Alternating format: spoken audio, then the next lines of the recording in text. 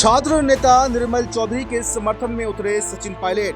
कहा, युवाओं की आवाज दबा रही है सरकार। भजनलाल शर्मा पर सीधे सीधे बोला बड़ा हमला। जी हां दोस्तों, कांग्रेस नेता और राजस्थान के पूर्व उप मुख्यमंत्री सचिन पायलट ने राजस्थान विश्वविद्यालय में निवर्तमान छात्र संघ अध्यक्ष निर्मल चौधरी की पुलिस हिरासत की कड़े शब्दों में निंदा की है।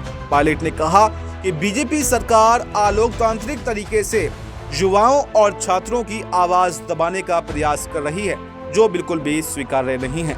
उन्होंने इसे द्वेषपूर्ण कार्रवाई करार देते हुए कहा कि प्रशासन द्वारा विपक्ष को निशाना बनाना गलत है। सचिन पायलट ने हाल ही में जोधपुर में एक युवा डॉक्टर की मृत्यु के बाद में आंदोलन का जिक्र भी किया था, जिसमें परिजनों और नौजवानों से न्याय की मांग की थी। उन्होंने कहा कि सरकार ने इस मामले में बहुत देर कर दी है। अगर पहले संवाद के जरिए समाधान निकाला जाता तो लोगों में आक्रोश नहीं फैलता।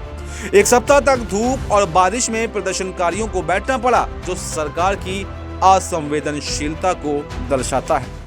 पूर्व डिप्टी सीएम पायलट ने जोर देकर कहा कि धरना प्रदर्शन करना हर जनप्रतिनिधि और नागरिक का संवैधानिक अधिकार है। उन्होंने आरोप लगाया कि सरकार और पुलिस विपक्ष के नेताओं को टारगेट कर उनकी आवाज दबाने की कोशिश कर रही है। उन्होंने कहा, किसी ने जानबूझकर कानून का उल्लंघन नहीं किया है, अपनी बात रखना उनका दायित्व है।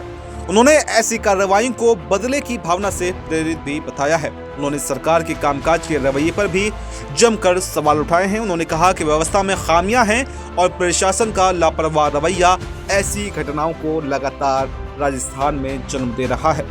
उदयपुर की घटना और राजस्थान विश्वविद्यालय में हिरासत जैसे मामलों को उन्होंने सरकार की गंभीरता की कमी का उदाहरण भी बताया है। उन्होंने चेतावनी दी है कि ऐसी कार्रवाइयों के गंभीर परिणाम हो सकते हैं।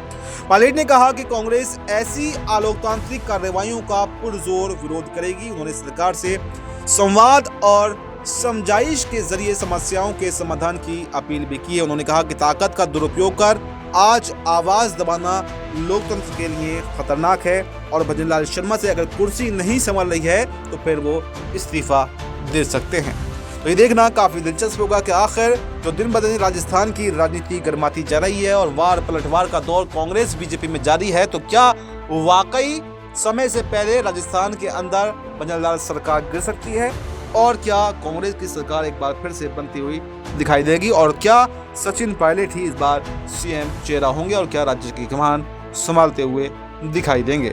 इस रिपोर्ट में फिलहाल इतना ही। इस रिपोर्ट पर आपकी क्या राय है? आपकी जो भी राय हो कमेंट बॉक्स में ज़रूर बताएं और हमें दीजिए इजाज़त। नमस्कार।